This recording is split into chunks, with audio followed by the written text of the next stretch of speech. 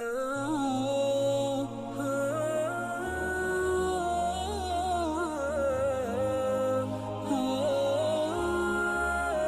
میں کچھ آپ کو رزق میں اضافے کے جو قرآن و حدیث کی روشنی میں وظائف بتائے گئے، طریقے بتائے گئے، وہ ہم سنتے ہیں۔ اللہ کے حبیب علیہ الصلوۃ والسلام کو، نبی پاک علیہ الصلوۃ والسلام کو اللہ کریم نے کیا حکم دیا؟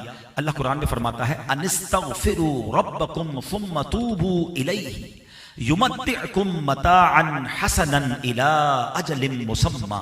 قرآن میں رب فرماتا ہے کہ اپنے رب سے معافی مانگو، پھر اس کی طرف توبہ کرو تو وہ تمہیں ایک مقررہ مدت تک بہت اچھا فائدہ دے گا۔ یعنی اے نبی کریم، آپ لوگوں کو حکم دے کہ اللہ پاک سے پچھلے گزشتہ گناہوں کی معافی مانگو اور آئندہ گناہ کرنے سے توبہ کرو۔ تو جس نے اپنے گناہوں سے پکی توبہ کی اور اخلاص کے ساتھ رب کریم کا عبادت گزار بن گیا تو اللہ پاک اسے کثیر رزق اور وسعت عیش عطا فرمائے گا، باقی ساری لائف وہ اچھی گزارے گا۔ شرط کیا ہے؟ استغفار کرے، پچھلے گناہوں سے توبہ کرے۔ اچھا، استغفار کے تو اتنے فضائل ہیں۔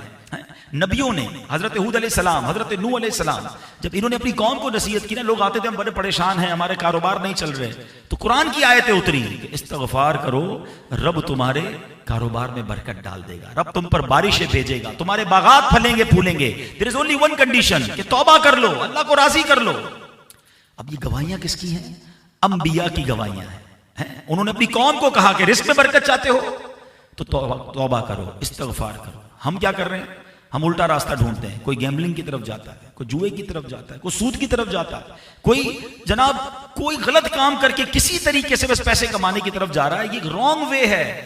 اللہ نے راستہ قرآن میں دے دیا ہے کہ استغفار کر لو، توبہ کر لو، اللہ کو راضی کر لو، وہ تمہارے پر رزق کے دروازے کھول دے گا۔ اچھا، ہم تو مسلمان ہیں نا، ہمارا ایمان کیا ہے کہ رزق دینے والا کون ہے؟ رب ہے، رازق ہے نا، اس کو راضی کر دیں گے تو وہ ہمیں رزق کے دروازے کھول دے گا۔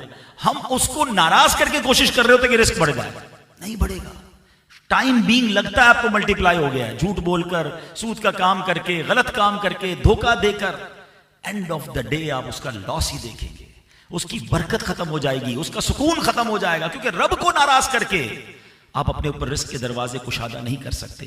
اے میرے پیارے اسلامی بھائیوں، پیارے آقا علیہ الصلوۃ والسلام نے ایک اور جگہ فرمایا، جس نے استغفار کو اپنے اوپر لازم کر لیا، اللہ پاک اس کی ہر پریشانی دور فرمائے گا اور ہر تنگی سے راحت عطا فرمائے گا اور اسے ایسی جگہ سے رزق عطا فرمائے گا جہاں اس کا گمان بھی نہیں ہوگا۔ تو ہم کتنا استغفار پڑھتے ہیں۔ اچھا، ایک مرتبہ سیدنا حسن بصری رحمۃ اللہ تعالی علیہ کا بڑا انٹرسٹنگ واقعہ ہے۔ ایک شخص آیا، اس نے کہا حضور بارش نہیں ہو رہی، آپ نے فرمایا استغفار پڑھو۔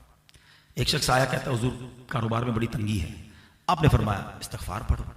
تیسرا آیا، کہتا ہے حضور بے اولاد ہوں، اولاد کی تمنا ہے، آپ نے فرمایا استغفار پڑھو۔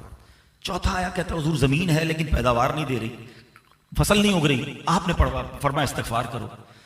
تو ایک بندہ ساتھ ہی بیٹھا تھا، کہا حضرت الگ الگ پرابلمز، الگ الگ نیڈز، وہ اپنا پرابلم بتاتے، فارمولہ سب کو آپ نے ایک دیا ہے، کیا بات ہے، اللہ والوں کی شان دیکھو۔ آپ نے فرمایا اللہ نے چاروں چیزوں کا حل قرآن میں فرما دیا ہے۔ اب قرآن کی آیت سنیے گا، انہوں نے یہ آیت پڑھی، استغفروا ربکم انہ کان غفارا یرسل السماء علیکم مدرارا ویمددکم باموال وبنین ویجعل لکم جنات ویجعل لکم انہارا۔ اللہ نے کیا فرمایا؟ اپنے رب سے معافی مانگو، استغفار کرو، بے شک وہ بڑا معاف فرمانے والا ہے، تم پر شراٹے کا می بھیجے گا، موسلا دار بارش بھیجے گا، کھیتیاں اگ جائیں گی، اور مال اور بیٹوں سے تمہاری مدد کرے گا۔ مال آ گیا تنگدستی دور ہو جائے گی، بیٹے کا شکایت لے کر آیا تھا بے اولاد ہے تو اولاد بھی دے دے گا، اور تمہارے لیے باغ بنائے گا اور تمہارے لیے نہریں اگا دے گا، نہریں بنا دے گا۔ ایک استغفار، اس کے کتنے فائدے۔